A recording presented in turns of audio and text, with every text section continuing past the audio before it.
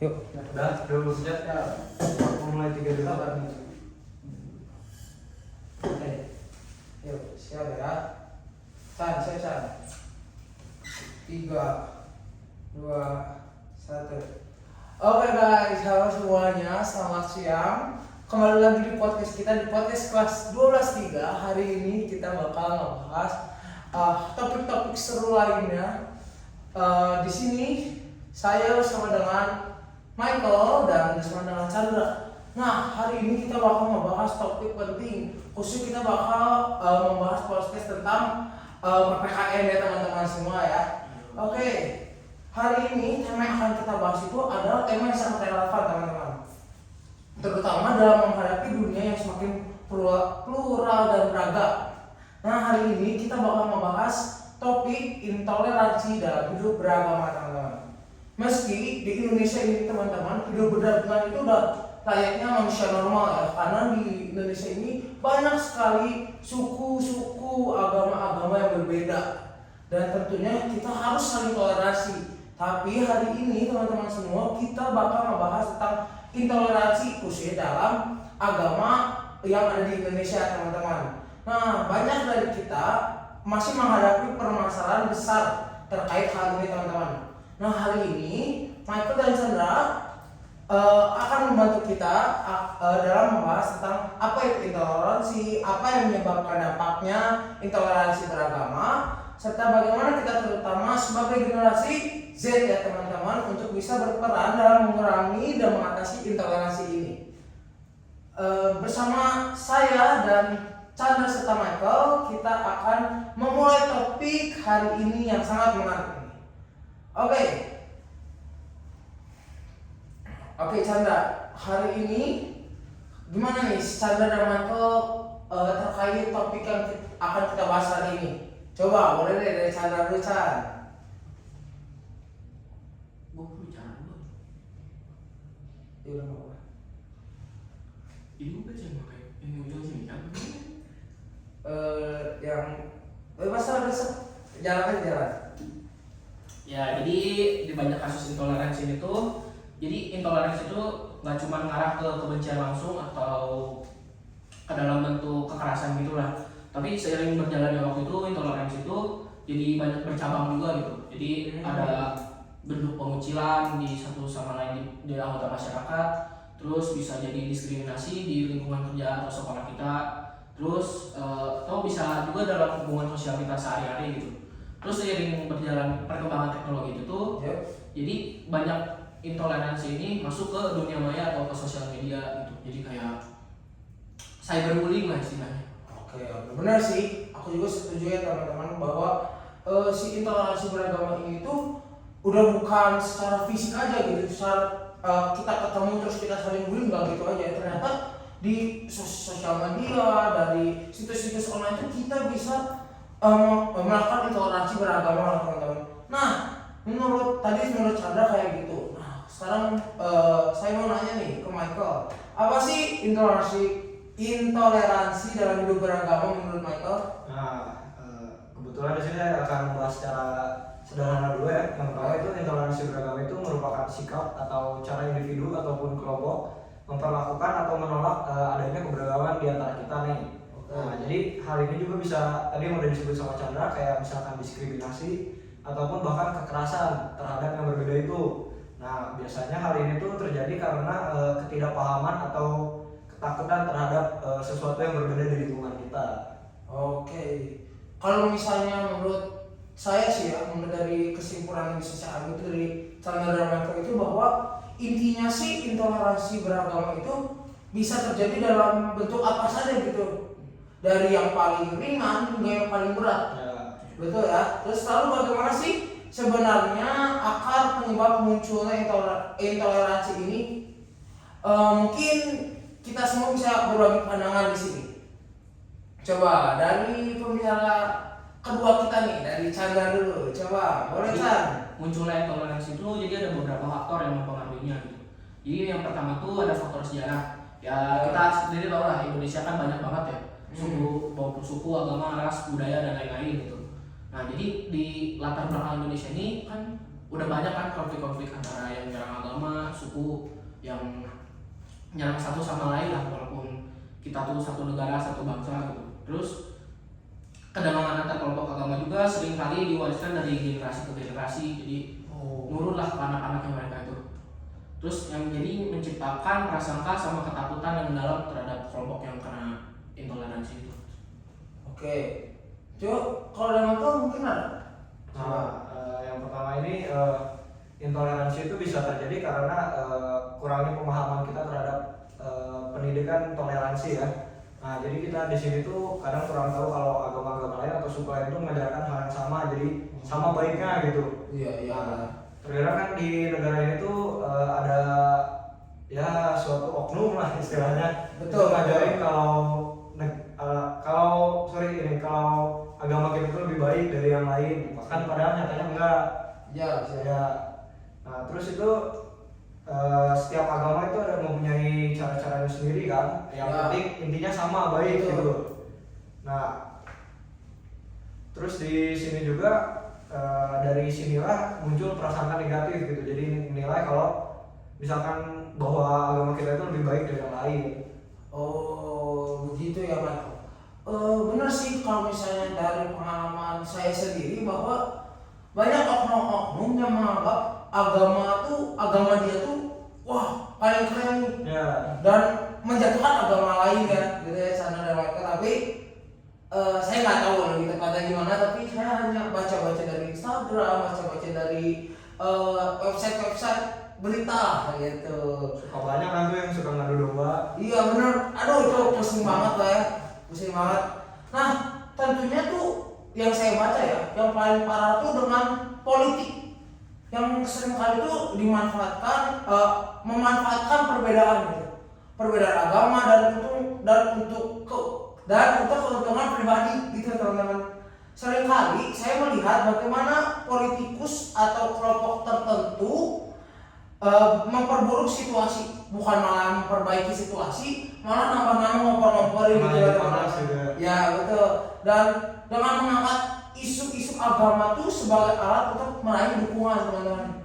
Bahkan memecah belah masyarakat Indonesia itu sendiri loh, yang terkenal toleransi, yang terkenal banyak sukunya. Nah karena oknum-oknum inilah yang membuat masyarakat Indonesia itu menjadi berubah pola pikirnya gitu. Nah, betul sekali tuh. Jadi di akhirnya ini ketidakpahaman atau ketakutan ini menguasai dunia politik yang sehingga intoleransi ini semakin berkembang di dunia politik juga. Nah, jadi kita juga sebagai masyarakat harus bijak dan mengenali faktor-faktor tersebut ya, untuk mencari solusi yang tepat. Oh, jadi sebenarnya banyak sih ya teman-teman solusi-solusi yang udah dikasih sama murid-murid kita, kayak kita sebagai murid SMA Trinitas tuh kayak wah ternyata hal ini tuh bisa mengatasi intoleransi beragama. Tapi karena apa daya ya, kita sebagai anak-anak remaja, anak-anak yang baru masuk ke masyarakat, apa boleh buat gitu ya teman-teman ya. Terlalu tergantung sama agama. Betul. Nah teman-teman, di dalam permasalahan yang hari ini kita bahas, intoleransi beragama itu memiliki banyak dampak, betul tidak? Banyak dampak dan tentunya dampak-dampaknya bukan buat kita aja, melainkan banyak masyarakat Indonesia yang terkena dampak negatif maupun dampak-dampak yang menjatuhkan gitu. Nah sekarang teman-teman kita bakal membahas tentang dampak intoleransi ini teman-teman. Dampaknya justru sangat jelas, terlihat sangat besar gitu, baik di level personal maupun di sosial masyarakat yang sangat luas ini. Mungkin untuk Chandra dulu deh, mau nanya apa saja dampak yang bisa timbul akibat intoleransi beragama menurut Chandra? Dampak utamanya yang pasti dari itu tuh, yang pasti itu gangguan psikologis, itu pasti ya. Ketika seseorang menjadi korban intoleransi itu, pasti mereka seringkali merasa terkucilkan, terisolasi, rendah diri, atau bahkan sampai depresi lah. Contoh kita ambil dari kasus yang ada orang mau doa rosario yang di Malang. Oh iya. Nah itu kan sampai dibacok, sampai meninggal kan kalau nggak salah. Ya itu kan tadi kata Revel, dampaknya nggak cuma kita doang kan, dampaknya ke orang lain juga, keluarga mereka kehilangan, teman-teman mereka kehilangan gitu. Jadi orang-orang tuh jadi mau ngelaksanain ibadahnya takut gitu sama orang-orang. Ternyata menarik nih topik yang Chandra kasih ini, bahwa intoleransi beragama ini tuh ternyata ada sangkut pautnya sama psikologi manusia. Nah, menurut coba deh, ini pendapat aja pribadi ya Chandra, bahwa ternyata psikologi psikiater di Indonesia menurut Chandra apakah sangat meningkat ketika adanya intoleransi beragama ini? Coba menurut Chandra ya. Meningkat sih. Meningkat ya? Ya sih, saya juga setuju sih. Sebenarnya ini menurut pendapat saya aja ya teman-teman, bahwa psikiater dan psikologi di Indonesia itu justru malah jadi kesusahan, mungkin ya kesusahan, karena banyak orang-orang yang dari yang dia jadi baik, dari yang ternyata dia sangat suka gitu, sangat mengikuti agama, peraturan, dan ternyata pada faktanya orang-orang seperti itu tuh akan menjadi kayak belok arah gitu teman-teman, kayak belok arah karena intoleransi beragama ini gitu. Bukan saya mau membela agama saya paling benar gitu teman-teman, tapi menurut pengalaman saya tuh bahwa di agama saya tuh banyak yang diganggu oleh oknum-oknum seperti itu gitu teman-teman, dan banyak orang-orang yang mungkin menjadi stres dan harus masuk ke psikiater mungkin ya, tapi saya nggak tahu. Coba boleh deh, coba Michael ada nggak ini pendapatnya coba? Nah, selain itu intoleransi agama ini juga mempengaruhi hubungan sosial kita. Nah, ketika ada ketidakpercayaan antar kelompok agama, ada satu yang nggak percaya satu sama lain gitu ya, itu menyebabkan antar agama di Indonesia ini, keberagaman di Indonesia ini menjadi terpecah belah. Nah ya, misalnya kita melihat bagaimana intoleransi di beberapa negara luar itu menyebabkan konflik sosial yang berkepanjangan kan. Nah di Indonesia juga meskipun kita dikenal dengan keberagamannya yang beragam suku, agama, ras maupun golongan, tetapi juga ada ketegangan antar kelompok nih. Nah itu tetap ada di Indonesia ini. Terus beberapa kali juga muncul kerusuhan gara-gara intoleransi agama ini sendiri. Oh, jadi benar sih, ya benar ya Chan, ya hubungan sosial itu sangat terpengaruh lah ya di konflik intoleransi beragama ini. Dan mungkin menurut saya yang nggak kalah penting itu intoleransi beragama juga mempengaruhi kehidupan politik dan keamanan negara kita. Nah, ketika intoleransi ini sangat berkembang gitu menjadi kekerasan, itu bisa aja merusak tatanan sosial seperti yang tadi Michael katakan, dan memperburuk situasi keamanan di negara ini atau di suatu negara selain negara Indonesia gitu ya teman-teman ya. Dalam jangka panjang itu bisa menghambat pembangunan negara, pembangunan masyarakat, pembangunan tenaga manusia, dan merusak kebersamaan dalam masyarakat. Apalagi di Indonesia ini terkenal sangat masyarakat itu hidup dalam gotong royong, hidup dalam toleransi, hidup dalam keberagaman. Apalagi tuh kemarin dari SMA kita baru dari Bali, betul gak? Nah, dari di Bali ini kalau saya sendiri sih ya teman-teman, di Bali itu banyak hal-hal yang sangat beragam dan tidak ada di Bandung lah teman-teman. Benar-benar kayak di sana agama itu sangat kuat gitu. Budayanya sangat kuat, masih kental banget. Dan kemarin sih menurut informasi yang saya dapat bahwa di Bali itu setiap wahana, setiap acara, setiap aktivitas di sana tuh tidak ada campur tangan pemerintah loh teman-teman. Di sana tuh benar-benar pure masyarakat setempat aja yang mempunyai ide untuk menjaga keaslian, menjaga manusia dari teknologi yang berlebihan dan sebagainya gitu teman-teman. Jadi mungkin dampaknya sangat luas sekali ya, dan sangat bisa mempengaruhi banyak aspek di kehidupan kita, apalagi di negara Indonesia ini, betul tidak? Dari hubungan pribadi hingga stabilitas sosial dan negara. Oke teman-teman, tadi sih kita udah membahas dampak, kita udah membahas apa sih arti intoleransi beragama menurut pendapat kita masing-masing gitu ya teman-teman ya, dan menurut informasi-informasi yang udah kita dapat gitu. Nah sekarang tuh coba deh supaya teman-teman kita yang lagi nonton itu tidak hanya mendapatkan informasi mengenai mengenai dampak, mereka juga harus mendapatkan informasi bagaimana sih cara menyikapi intoleransi khususnya sebagai kita generasi Gen Z. Gimana nih, coba sebagai generasi Z itu kita kan pasti memiliki akses gitu ya teman-teman yang sangat luas terhadap informasi, apalagi ada sosial media, Instagram, apalagi TikTok nih teman-teman, yang bahkan anak kecil aja mengetahui tren-tren yang seharusnya mereka tidak tahu gitu teman-teman. Tapi di satu sisi kita juga sering kali terpapar pada konten-konten negatif yang bisa memicu intoleransi. Nah, coba menurut Michael, bagaimana seharusnya generasi kita menyikapi masalah seperti ini? Yang pertama itu kita sebagai Gen Z itu harus memperkuat pendidikan tentang toleransi sendiri. Nah, jadi di sini sebagai Gen Z yang tumbuh dengan internet, setiap hari kan kita megang gadget tuh. Betul. Nah, kita ini punya kesempatan yang lebih untuk mengakses berbagai informasi tentang agama-agama lain. Langkah pertamanya memahami perbedaan merupakan langkah pertama itu untuk mengurangi prasangka buruk terhadap agama atau suku lain tuh. Nah, selain itu juga kita harus mendidik diri kita untuk menghindari ujaran kebencian dan konten negatif. Kan banyak tuh beredar di TikTok atau IG, banyak komen-komen ya tahu sendiri lah ya. Betul. Nah, kita juga harus punya kesadaran diri buat ngurangin prasangka-prasangka negatif itu. Mungkin menyaring ya Michael. Ya, menyaring.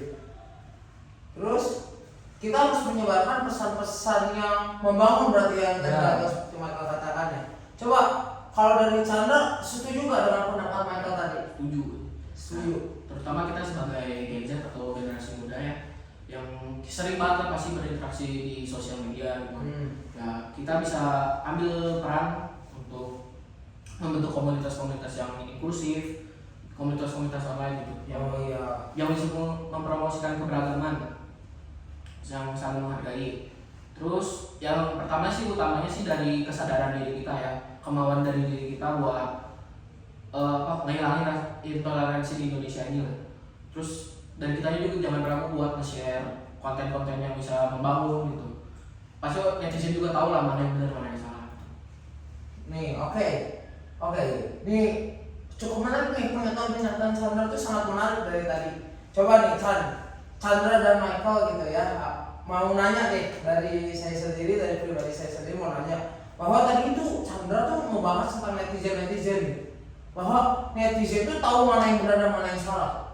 Tapi pada kenyataannya tuh netizen tuh menurut saya sih nggak ada benar-benar tuh nggak ada gitu. Malah mereka tuh mengiyakan yang seharusnya tidak mereka iyakan gitu. Nah, menurut kalian gimana deh? Coba dari kalian berdua, siapa yang mau jawab? Coba. Gimana ya? Kalau menurut saya sih ya, kayak netizen tuh nggak ada yang di sisi positif. Coba. Sebenarnya ada, cuman memang nggak mau diumbar lah. Cuman tadi kan saya lagi kan banyaknya kan dari sisi yang negatif kalau netizen. Mungkin karena itu dia takut untuk mengumbar, jadi takut diserang lah sama netizen yang negatif itu. Yang ada yang benar mau dihujat nanti. Betul. Oke. Benar sih. Itu saya juga kayaknya pernah deh kayak gitu. Mungkin pendapat kalian dan pernyataan yang sudah kalian berikan tuh emang keren banget lah gitu, kayak setuju banget bahwa kita tuh sebagai orang Indonesia, sebagai orang-orang yang hidup di dalam toleransi itu harus bisa memulai hidup dengan hal-hal kecil seperti membangun hubungan personal yang baik dengan orang-orang yang memiliki agama atau budaya yang berbeda. Dengan cara itu kita dapat menunjukkan bahwa perbedaan bukanlah yang perlu ditakuti, tetapi justru sesuatu yang bisa memperbaiki kehidupan kita, teman-teman. Nah, yang terakhir solusinya, teman-teman. Solusinya tadi kita udah tahu cara menyikapinya, kita harus tahu cara solusinya. Coba kita harus tahu cara solusinya. Coba ulang guys, nanti dikat aja. Oke. Nah, teman-teman, sekarang kita harus tahu nih bagaimana solusi untuk mengatasi intoleransi dalam hidup beragama. Oke, coba dari siapa ya? Tadi Michael, Chandra. Oke, Chandra deh. Lalu gimana sih solusi yang bisa kita ambil untuk mengurangi dan mengatasi intoleransi beragama ini? Mungkin Chandra bisa memberi beberapa ide deh. Salah satu solusi yang paling penting dan yang paling mendasar tuh kita harus menanamkan pendidikan yang berbasisnya itu pada nilai-nilai toleransi gitu. Jadi pendidikan agama yang mengajarkan penghargaan itu harus tetap ditanamkan pada generasi-generasi nanti, seluruh generasi setelah kita. Betul. Terus nggak cuma di sekolah aja, tapi orang tua juga harusnya mendidik anak mereka buat terus menanamkan rasa toleransi lah. Benar itu. Nah, selain itu juga kita harus mendorong dialog antar agama secara terbuka dan jujur juga. Jadi dialog ini membangun saling pengertian dan menumbuhkan rasa saling menghormati. Ketika ada perbedaan kita terima gitu, kan itu bisa nambah pengetahuan kita juga lebih luas. Oh iya iya. Jadi kita ini bisa berbicara secara terbuka tentang keyakinan kita, maka kita juga bisa menghilangkan banyak kebingungan atau ketakutan yang menjadi sumber dari intoleransinya sendiri. Oh, intinya mah inilah ya guys, kayak intinya tuh kita sebagai rakyat Indonesia yang lahir di dalam toleransi itu harus memiliki mindset yang terbuka lebar gitu ya, terbuka luas, dan gak boleh satu informasi langsung kita ambil, langsung kita tangkap, langsung kita sebarin lagi. Jangan seperti itu ya teman-teman, mungkin yang bisa Michael dan Chandra jelaskan. Tentunya selain itu juga kita perlu loh mendorong peran aktif pemerintah dalam memastikan adanya kebijakan yang mendukung keberagaman dan mencegah segala untuk diskriminasi. Betul gak?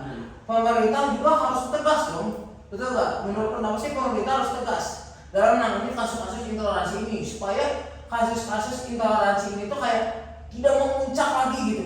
Karena banyak masalah-masalah yang seharusnya sudah tidak ada karena satu oknum menjadi ada lagi gitu. Di dunia nyata maupun di dunia maya seperti sosial media, betul gak? Bahkan orang-orang yang joget-joget di TikTok aja bisa masuk penjara gitu teman-teman. Gimana dalam toleransi beragama ini? Betul gak? Coba Chan, gimana? Coba bisa dijelasin nggak yang tadi ini?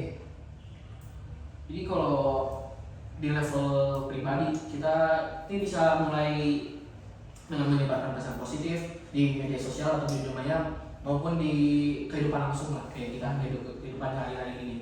Jadi kita bisa mengedukasi teman-teman kita, sesama kita, bisa dari ambil contoh langsung dari korbannya mungkin, terus kita sampai ulang lah apa dampaknya bagi masyarakat, bagi diri sendiri juga. Oke. Mungkin Mato mau namanya nggak? Nanti Sebelum kita closing nih, karena sudah cukup lama kita berbincang-bincang dari tadi. Nah teman-teman, Michael dan Chandra, khususnya saya mengucapkan terima kasih sebesar-besarnya karena kalian berdua sudah memberi insight dan manfaat tentang intoleransi beragama dan bagaimana kita nih sebagai generasi muda, generasi Gen Z bisa berperan dalam mengatasi masalah ini teman-teman. Semoga diskusi kita kali ini tuh bisa memberikan inspirasi dan pemahaman yang lebih dalam untuk teman-teman kita yang menonton video ini teman-teman ya. Semoga hari ini pembelajaran kita pada hari ini bisa mengajarkan kita tentang pentingnya toleransi dalam kehidupan beragama. Ya, terima kasih juga kepada host sebagai Evo sebagai host ya. Semoga kita juga bisa berkontribusi untuk menumbuhkan rasa toleransi di lingkungan sekitar, jangan jauh-jauh gitu ya. Oke. Terima kasih juga host. Semoga pesan yang kita sampaikan itu bisa diterapkan di kehidupan sehari-hari dalam kita. Oke. Terima kasih teman-teman semua sudah meluangkan waktunya, dan kita terima kasih kepada penonton yang sudah setia untuk menunggu podcast kita dan mendengarkan podcast kita dari awal. See you di next one. Thank you guys. Geng. Itu coba lihat berarti penyimpanan penuh. Wah, sakit gua bilang gitu. Ada. Masih rekam.